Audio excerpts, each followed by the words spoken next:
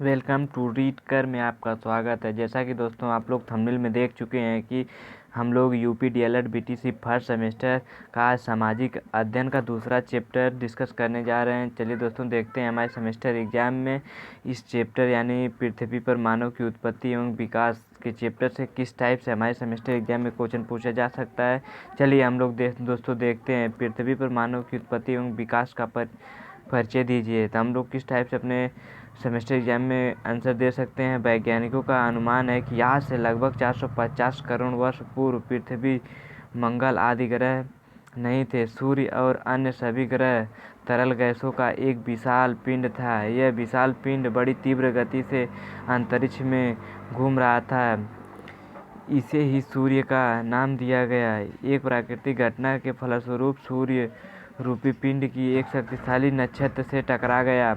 यह भयंकर टक्कर से सूर्य का एक टुकड़ा अलग हो गया। इसके और छोटे छोटे टुकड़े भी इस विशाल पिंड से अलग होकर अंतरिक्ष में चक्कर लगाने लगे। पृथ्वी इन्हीं टुकड़ों में से एक थी।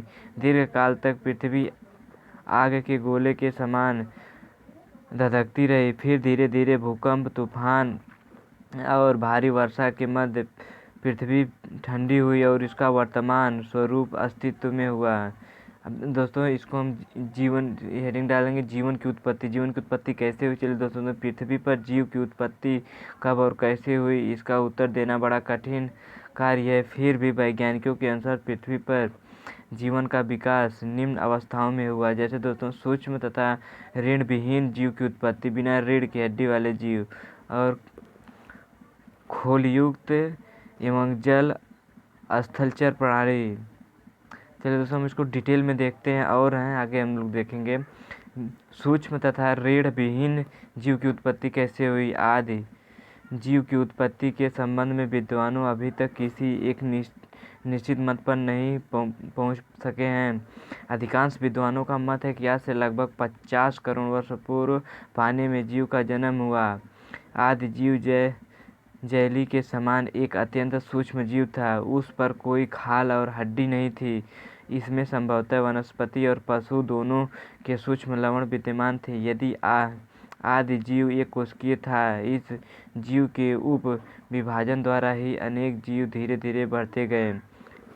खोलयुक्त क्या है दोस्तों? देखिए, करोड़ों वर्ष के उपरांत इस प्रकार के प्राणी का जन्म होना प्रारंभ हुआ जिसके ऊपर आवरण अथवा खोल था। इस श्रेणी के प्राणियों जैसे घोंघा, केकड़ा, जल बिच्छू और मछली सम्मिलित थे। इसके साथ ही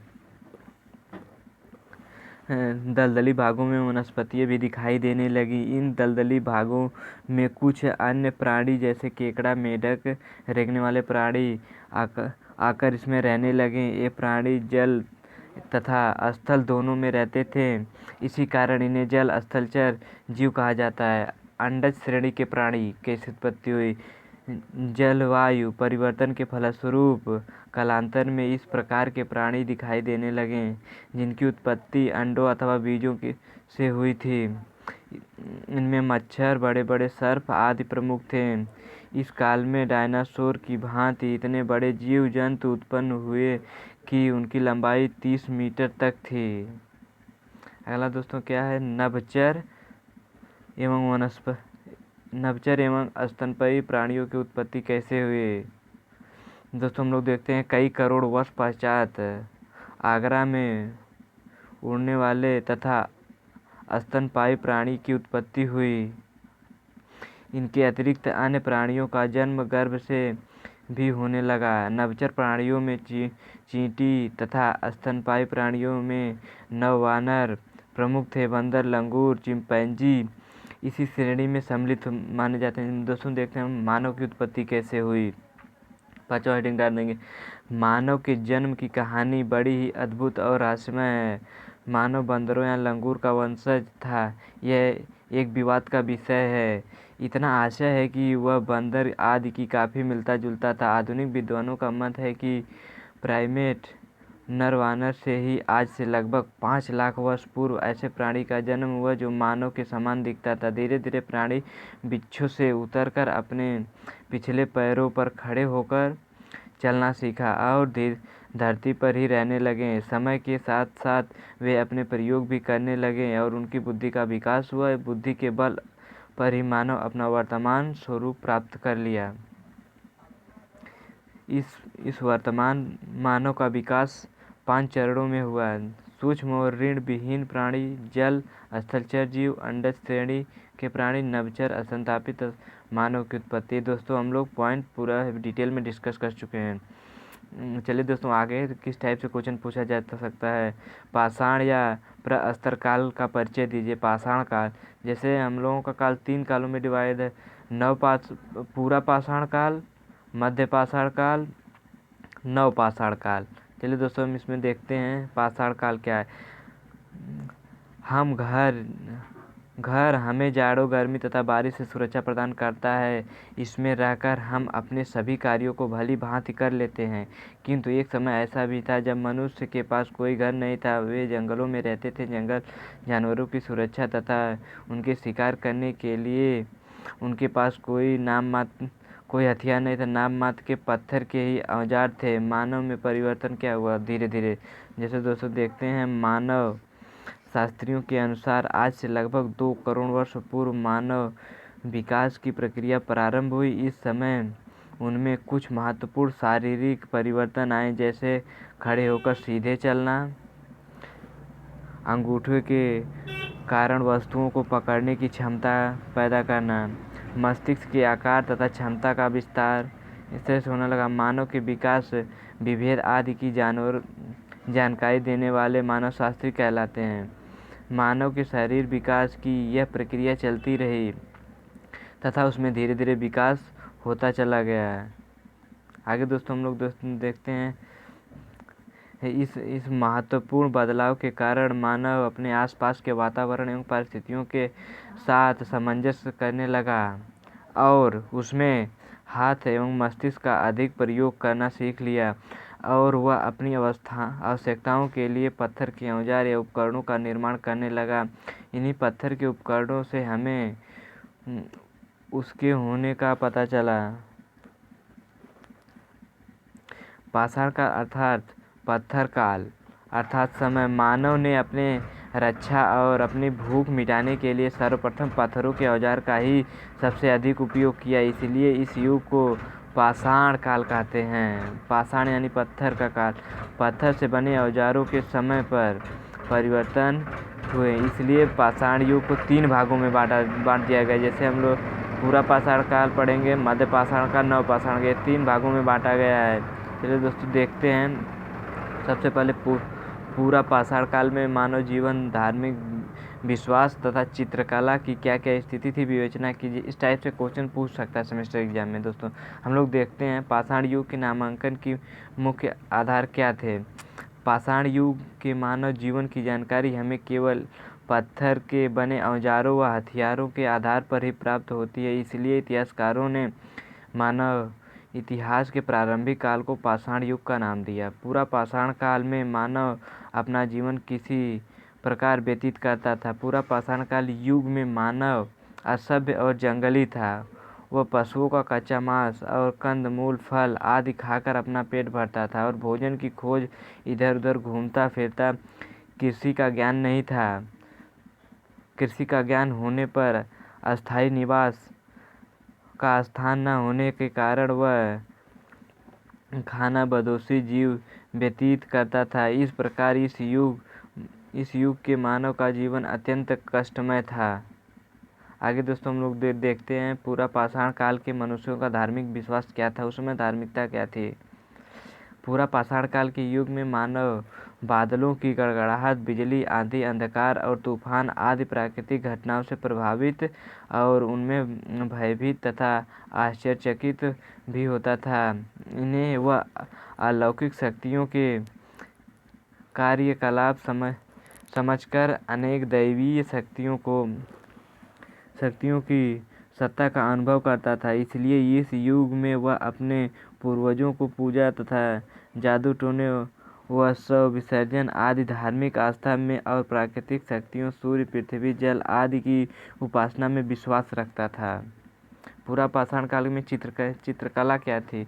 पूरा पाषाण काल युग में मानव ने अपने मनोरंजन तथा भावनाओं की अभिव्यक्ति के उद्देश्य से विभिन्न प्रकार के पूर्ण चित्र बनाए और उनमें लाल, पीले, नीले, भूरे रंग का प्रयोग किया। जैसे अल्तमीर स्पेन, लास्को फ्रांस के गुफाओं में निर्मित सुअरों तथा बारहसिंगा आदि पशुओं के चित्र पूरा पाषाणकालीन काल में सुंदर नमूने जो आज भी दर्शाए गए हैं। इस काल में मानव अपने औजारों व हथियारों पर खुदाई करके उन पर पशुओं के चित्र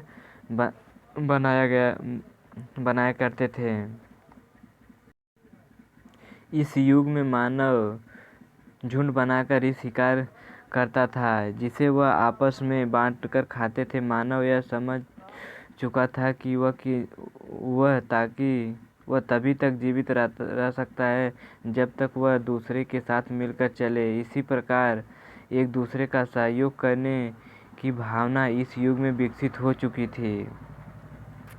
आगे दोस्तों देखते हैं, आदि मानव के पास न ही जंगल के जानवरों जैसे पैर, नाखून, न ही नुकीले दांत, न जबड़े और न ही सींग।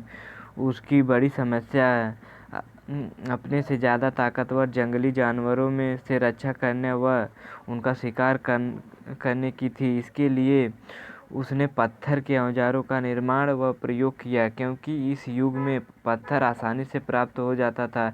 इस युग में पत्थरों के औजार आकृति सुडौल नहीं थी, ये बैडोले और घोड़ी आकृति वाले थे। औजार बनाने के लिए एक पत्थर पर दूसरे पत्थर को चोट मार कर दूसरे पत्थर को टकराने पर चिंगारी निकली, तो वह निकलने वाली चिंगारी से वहाँ आग का ज्ञान हुआ।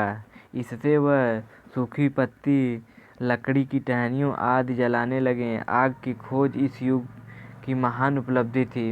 अब आगे हम पूरा पाषाण काल पढ़ चुके, हम नव पाषाण काल हम लोग मध्य पाषाण काल पढ़ेंगे। मध्य पाषाण काल का परिचय दोस्तों, मध्य पाषाण काल के औजार उपकरण पूरा पाषाण काल की अपेक्षा आकार में छोटे हो गए। इस समय प्रकृति में अनेक परिवर्तन हुए, जिसका प्रभाव मानव जीवन पर पड़ा। नई परिस्थितियों में तालमेल बैठने में ही उसने उपकरण छोटे बनाना प्रारंभ किए। जलवायु पहले की अपेक्षा गर्म हुई, फलस्वरूप जहाँ जहाँ बर्फ जमी थी वहाँ पिघल गई। पृथ्वी की उर्वरक शक्ति का विकास हुआ। घास वनस्पति मैदान विकसित हुए। घास को खाने वाले छोटे छोटे जानवर जैसे हिरण, खरगोश, भेड़, बकरी आदि पैदा हुए। मानव अपने आप उसी घासों को एकत्रित करने लगा। इसी घासों में कई आज के अनाजों की पूर्वज थी। इनका प्रयोग मानव अपने भोजन में किया। इसी प्रकार वह अब संग्रह बन गया। मानव ने इसी समय कुत्ते को पालतू बनाना सीखा। मध्य पाषाण काल में दोस्तों,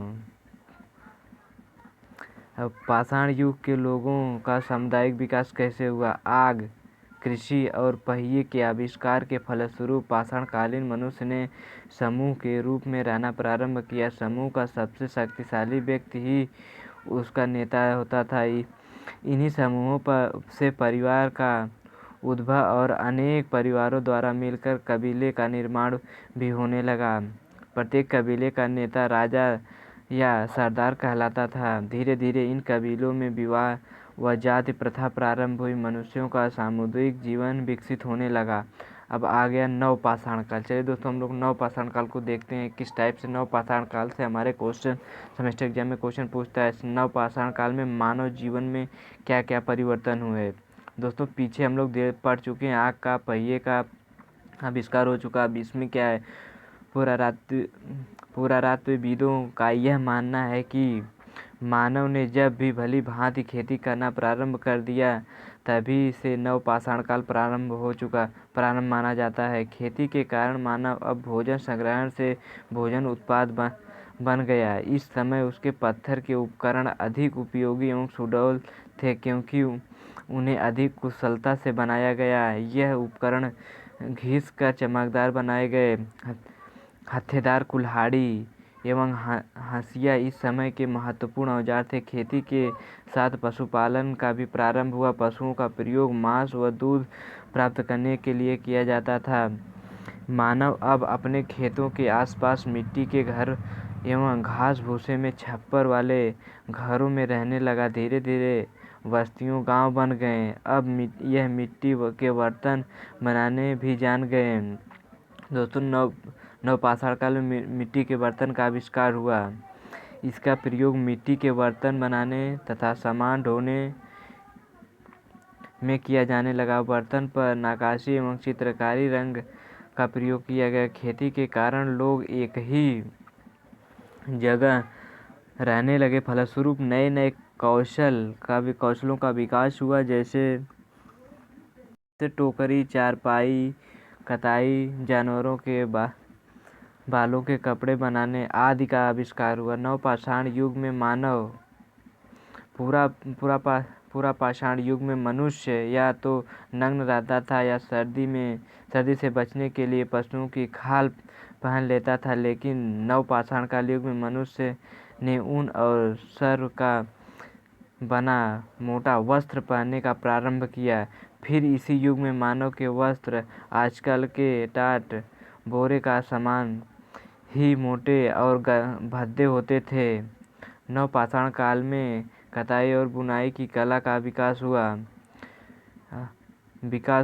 होने जाने की वस्त्र सफलतापूर्व परिवर्तन प्रारंभ हुआ। नवपाषाण युग में कृषि और पशुपालन से मानव के जीवन में क्या क्या परिवर्तन हुए। नवपाषाण काल में जब मानव पशुओं को पालने लगा तो उससे अपना खान पान की सुविधा और बढ़ गई और खेती करने लगा। कृषि से आरंभ होने से नदी के किनारे उन्होंने बसने लगा ताकि पानी की अब मिलने की आसानी हो। सबसे पुरानी खेती इसमें जौ की किया, फिर गेहूं का, चावल आदि की खेती करने लगे। अगला क्वेश्चन हमारे सेमेस्टर एग्जाम में किस टाइप से पूछा जाता है। पूरा पाषाण काल, मध्य पाषाण काल, नवपाषाण काल के पत्थर के औजारों की विशेषता बताइए। हम लोग जैसे ऊपर 200 पढ़ चुके हैं, पूरा पाषाण काल, मध्य पाषाण काल, नवपाषाण काल। इसी टाइप से हम लोगों के पूरा औजारों पाषाण काल में मनुष्य इस काल में पत्थरों के औजार का प्रयोग करना शुरू किया और इसके फलस्वरूप इनकी भोजन पद्धति में कुछ बदलाव आए। पहले मानव वृक्षों में फल, कंद और मेवे आदि खाकर गुजारा करता था। इस काल में मनुष्य ने औजारों का प्रयोग शिकार के लिए किया। तत्पश्चात मांसाहारी भोजन की शुरुआत की। उससे छोटे छोटे पशु पक्षियों को मारकर खाना शुरू किया। चूँकि मनुष्य को अभी बर्तनों की जानकारी नहीं हुई थी, वह रोजाना शिकार करके अपना पेट भरता था। यही मनुष्य का प्रमुख कार्य था। मध्य पाषाण काल में पहिए का आविष्कार हुआ, आग का आविष्कार हुआ, तो वह मांस को पका के खाया करते थे। अगला है नवपाषाण काल। नवपाषाण काल में इस काल में एक और पत्थर के अच्छे औजार बनने लगे और किसी की सुविधा उत्पन्न होने, पशुपालन होने लगा। इसमें सर्वप्रथम सोने की खोज हुई थी। इसके बाद तांबा, रांगा और जस्ते की खोज हुई। जस्ता और तांबा को पिघलाकर पीतल बनाया गया। यही इस काल की महान उपलब्धि थी। धातुओं का प्रयोग आभूषण तथा बर्तन का निर्माण किया गया। आगे दोस्तों देखते हैं हमारे सेमेस्टर एग्जाम में किस टाइप से क्वेश्चन। धातु काल का परिचय दिए। धातु काल, नवपाषाण काल को धातु काल का कहा जाता है। नवपाषाण काल का अंत होते होते पत्थर के साथ साथ धातुओं का प्रयोग शुरू हो गया।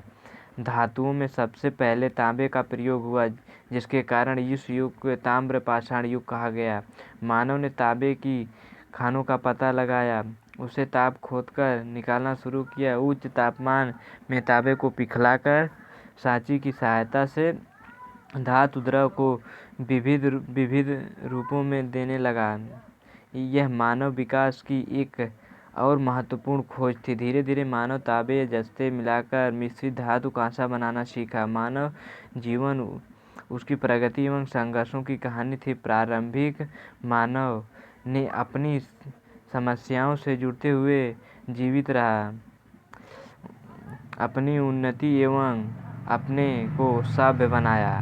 अब हमारे सेमेस्टर एग्जाम में छोटे छोटे क्वेश्चन किस टाइप से हमारे सेमेस्टर एग्जाम में पूछा जा सकता है, चलिए दोस्तों देखते हैं। प्रागैतिहासिक काल की जानकारी के प्रमुख स्रोत क्या क्या थे?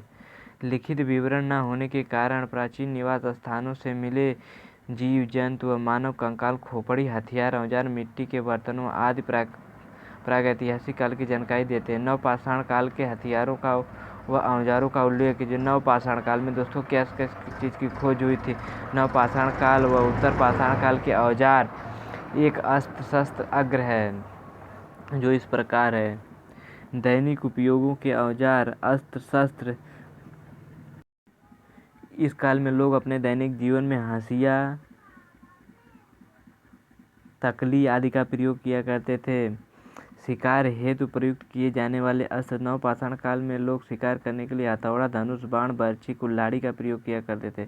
अगला क्वेश्चन हमारे सेमेस्टर एग्जाम में किस टाइप से पूछा जा सकता है? प्रागैतिहासिक काल तथा ऐतिहासिक काल में अंतर लिखिए। प्रागैतिहासिक तथा ऐतिहासिक काल में अंतर निम्न शीर्षों के आधार पर स्पष्ट किया गया। अर्थ संबंधी अंतर। प्रागैतिहासिक शब्द प्राग धन ऐतिहासिक से बना, जिस काल की जानकारी के लिए कोई लिखित व प्रमाणिक साधन उपलब्ध न है उन्हें प्रागैतिहासिक काल कहते हैं। दूसरी ओर जिन काल की जानकारी के लिए लिखित प्रमाणिक साधन उपलब्ध है उन्हें ऐतिहासिक काल की संज्ञा दी जाती थी।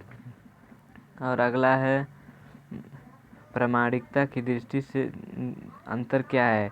ऐतिहासिक काल की विशेष सामग्री निलंबित, यह सामग्री पर्याप्त प्रामाणिक। इसके विपरीत प्रागैतिहासिक काल की विशेष सामग्री का ज्ञान अनुमान पर अधिक आधारित है। अगला क्वेश्चन किस टाइप से पूछा जा सकता है? पूरा पाषाण का नवपाषाण में कोई दो अंतर लिखिए। कि पूरा पाषाण काल में किस किस चीज़ की खोज हुई? नवपाषाण काल में। मध्य पाषाण काल के इसमें नहीं पूछा गया दोस्तों। चलिए दोस्तों, किस टाइप से हम लोग इसको हल कर सकते हैं? इन लोगों के हथियार अनगढ़ और खुरदरे पत्थरों से बने होते थे। इसमें कुल्हाड़ी, छेनी और गणासे प्रमुख थे। इस औजारों का प्रयोग काटने, छीलने, खोदने के लिए किया जाता था। नवपाषाण काल के औजार सुंदर और सुडौल और पालीदार होते थे। इसमें कुल्हाड़ी, हंसिया, हड्डियों की बनी बरछी और धनुष बाण का प्रयोग किया जाता था। उत्पादन की दृष्टि से इस काल का मानव खानोद्देश्य एवं संग्राहक था। शिकार का कंदमृग तथा मूल फल खाता था। और नवपाषाण काल में इस काल में मनुष्य कृषि करना प्रारंभ कर दिया तथा यह भिन्न भिन्न अनाजों को खाने की खेती और पशुपालन का भी शुभारंभ हो चुका था। आगे दोस्तों हम लोग देख सकते हैं किस टाइप से क्वेश्चन पूछा जा सकता है। पूरा कृषि एवं पशुपालन से प्रागैतिहासिक मानव के जीवन में क्या क्या परिवर्तन हुए? दोस्तों जब नवपाषाण काल शुरू हुआ उस समय कृषि और पशुपालन होने लगा, तो उस समय क्या क्या परिवर्तन हुए? मानव नदी के किनारे अपना रहन सहन, कभी घर बना के रहना प्रारंभ किया। झुग्गी झोपड़ी में कृषि एवं पशुपालन का विकास होने से मानव का जीवन सुनियोजित हो गया। उसका खानोद्देश्य जीवन समाप्त हो गया। यहीं से मनुष्य सभ्य होने की कहानी प्रारंभ हुई। कृषि के आरंभ होने से मनुष्य ने नदियों के किनारे अपना अस्थायी निवास बनाया प्रारंभ किया। कृषि का ज्ञान होने से गेहूँ, चावल, मटर आदि की खेती करने लगे और पशुपालन से इन्हें दूध, दही आदि प्राप्त करना सीखा। पशुओं की सहायता से आवागमन के संसाधनों का विकास हुआ। उसने पशुओं की खाल व बालों के वस्त्र बनाने प्रारंभ किया। अगला क्वेश्चन हम लोगों के सेमेस्टर में किस पहिए के आविष्कार से मानव जीवन का क्या प्रभाव पड़ा? पहिए के आविष्कार से नवपाषाण काल में मानव ने जीवन अद्भुत क्रांति आई। पहिए का आविष्कार मानव जीवन की महत्वपूर्ण उपलब्धि। पहिए के आविष्कार के परिणाम स्वरूप मनुष्य मिट्टी के बर्तन बनाने लगे। तदुपरांत रथ और गाड़ी भी बनाना सीखा। पहिए के आविष्कार के कारण मानव जीवन अत्यंत सुविधाजनक हो गया। आग की खोज किस प्रकार हुई? आग की खोज पूरा पाषाण युग में जब मानव पत्थर को काट के जब औजार बना रहा तो उसमें चिंगारी निकली, वहीं से आग का आविष्कार हुआ। कांसा धातु किस धातु से मिलकर बनी है? दोस्तों कांसा धातु तांबा और जस्ता से मिलकर बनी है। अगला क्वेश्चन हम लोग वर्ण व्यवस्था के अंतर्गत किन किन किन लोगों को क्षत्रिय कहा गया? आगे और परिवर्तन हुआ। क्षत्रिय शत्रुओं से युद्ध करते थे एवं उनसे अपनी प्रजा की रक्षा करते थे। पाषाण युग को कितने भागों में बांटा गया? पूरा पाषाण काल, मध्य पाषाण काल, नव पाषाण काल। दोस्तों ये हम लोग पूरा पढ़ चुके हैं। इसमें पूरा पाषाण काल, मध्य पाषाण काल, नव पाषाण काल, जितने इस क्वेश्चन से इस चैप्टर से क्वेश्चन बनने थे हम लोग पढ़ चुके हैं। अब अगला चैप्टर है हम लोगों का नदी घाटी की सभ्यता। इस चैप्टर को हम लोग अगले वीडियो में डिस्कस करेंगे। दोस्तों वीडियो अच्छी लगे तो चैनल को सब्सक्राइब करें, वीडियो को शेयर करें, लाइक करें। ऐसी वीडियो हमारे चैनल पर सेमेस्टर की चैप्टर वाइज मिलती रहेंगी। धन्यवाद दोस्तों।